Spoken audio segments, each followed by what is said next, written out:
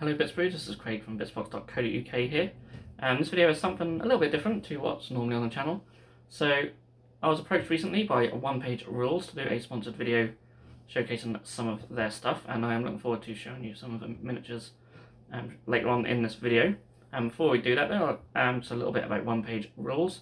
If you're not familiar with them, the clue's a little bit in the title. They do offer some very simple rule sets for sci-fi and fantasy, but they also offer a lot of 3D printable STL files as well. Now, I am familiar with One Page Rules, and I have been for quite some time, but never actually printed any of their stuff. A lot of it is very familiar, shall we say. So, I'm not a huge fan, and certainly not an advocate of anything like that, although some of their sculpts are really, really nice. One army that did catch my eye, though, were the Duchies of Vinci. Bit of a mouthful. Duchies of Vinci, I think they're called. And yeah, I'm going to be printing out some characters from them and some town guard to go with them as well. They look really cool. They have this sort of cross between sort of old Empire stuff and maybe sort of like, not Admech-y, but you can sort of see the look of them. I really like that style, and it looks quite cool. So yeah, in this video I'm going to show you how I sort of paint them as well. I'll do a very sort of quick dirty paint job on these, which was inspired by a colour scheme from a really, really old white dwarf that has always stuck with me. It's always been an army that I really liked, and a colour scheme that I really liked. So it's very sort of dark greens, very muddy sort of whites, and yeah, I'm going to try it on these. It's very simple, very quick and easy to paint, but I quite like the end result, and I'm going to show you that painting process in this video, because I wasn't really sure what to do the video about. I've seen a lot of people do sponsored videos where they'll just talk about one subject and then these sponsored miniatures are sort of just there, but we're going to focus on the miniatures today because I really, really like them, and yeah, I'll just show you how I painted them and we'll check them out at the end. So yeah, let's hit the desk. Well, actually, before we hit the desk, let's hit the 3D printers. So all of these come pre-supported, which is really nice. So it's just a case of chucking them in the slicing software and sticking them on the USB and then onto the 3D printer. So I separated them into 3 different files, which meant I could use all 3 of my 3D printers at once, which is always nice. I don't do it very often as I'm not normally printing out so much, but yeah, I quite enjoy just sitting and watching them all go. So I've got 2 Elegoo Mars 2 Pros and a Frozen Sonic Mini 4K. And they all seem to have printed really well. There's just one arm on one of them which didn't quite print out perfectly, but I just kept them how they were fine. And then it was just a case of giving them a wash and a cure. Again, just using an Elegoo wash and cure station. And then we can get on with the painting. So I gave them a prime of Chaos Black spray. That'll give me a nice dark base to work from. But the first colour I do want to use is Skull White. So I apply a couple of coats to this to get a nice coverage. Then I painted all of the silver areas, just using Iron Hands steel. This is a colour I just really like. I really like all of GW's base metallic range. The layers not so much, but all the base ones are really nice, and I think Iron Hand steel is quite a nice sort of mid-tone silver. All the colours will be darkened down, so I didn't want to go too dark with them. Even though this is going to be a sort of dark gritty scheme, I sort of kind of start somewhere just a bit brighter than where I want to end up. So this colour worked really well. Then I'm taking some Mornfang brown for the crossbow. I'm doing this on all the crossbows on all of them, which have them.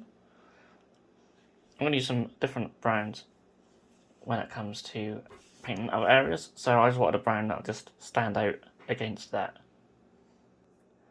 Then I used Cavalite Green. So this is one of my favourite greens. I really like Cavalite Green.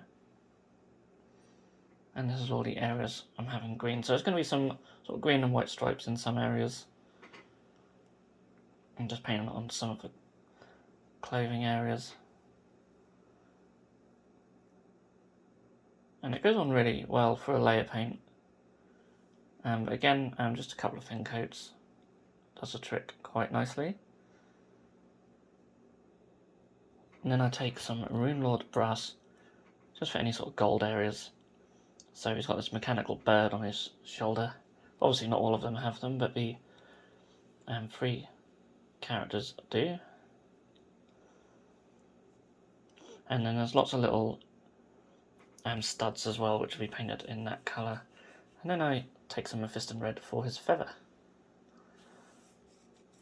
So I went with red because it's a contrasting colour to the green. Now, originally I was going to do white, but I thought it'd be nice to add this little sort of contrasting colour in there. And on the ones that have a little lens on their eye, on their helmet, I also use that colour there. So using the Fondia brown now. It's one of the new paints GW released with the at the time sort of Dominion came out. Really nice brown. I've been finding any excuse to use it, so I've been using it on quite a lot of miniatures recently. So it's mainly for his gloves and straps and whatnot. And then I just chuck a generous wash on of Agrax Earthshade. So we all know how shades work at this point. Just darken everything down and add some depth to all the shadows. And yeah, I really just splash it on the entire miniature. So I like to get stuff sort of painted quite quickly if I'm just doing sort of batch painting like this. So I find just getting all your base coats down and then putting a wash all over them. I deliberately chose colours that I could just wash all with Agrax Earthshade. Even the white, I really like the off-colour white it produces afterwards.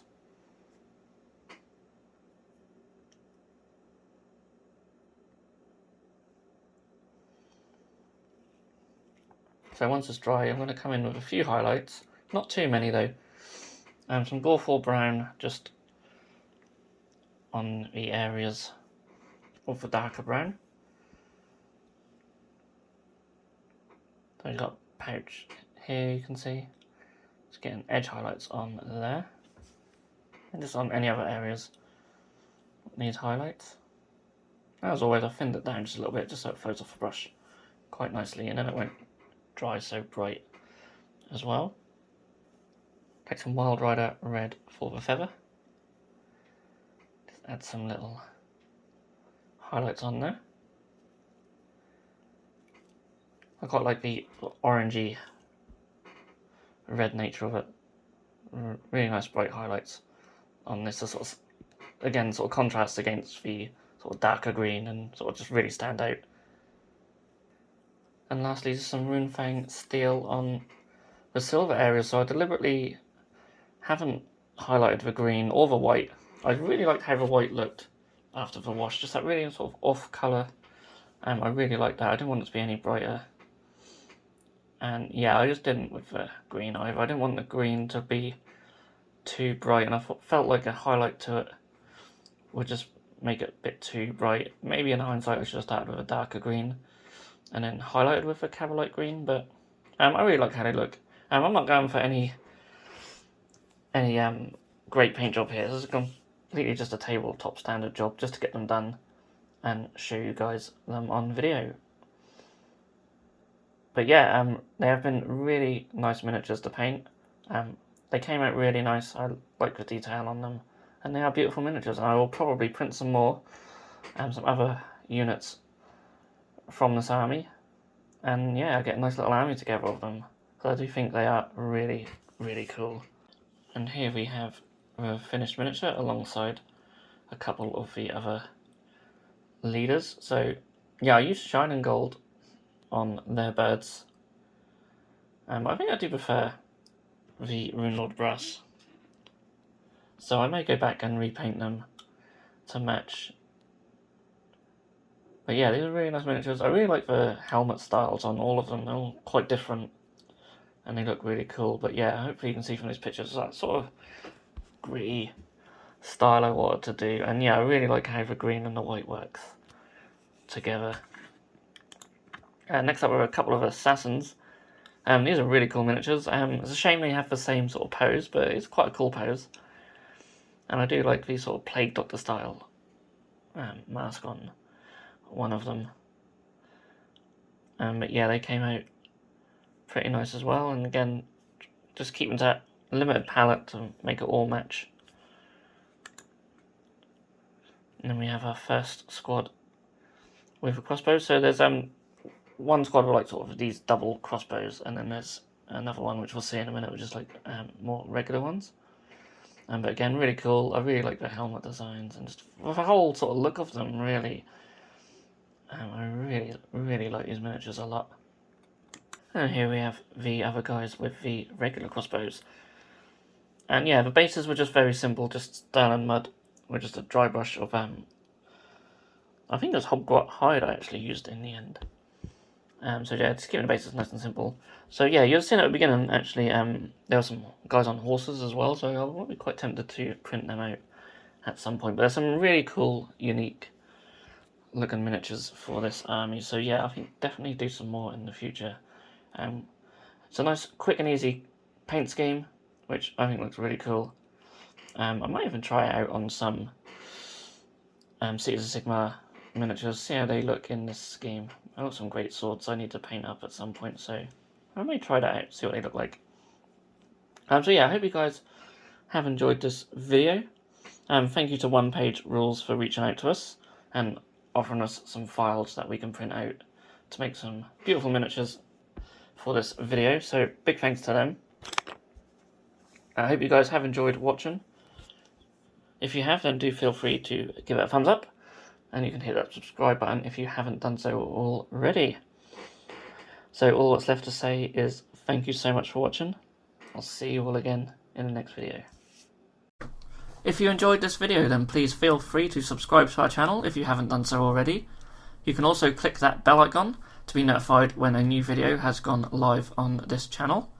On the screen now are 2 more videos that you may wish to check out, and a link to our Patreon page also. Thank you so much for watching, and we'll see you again soon.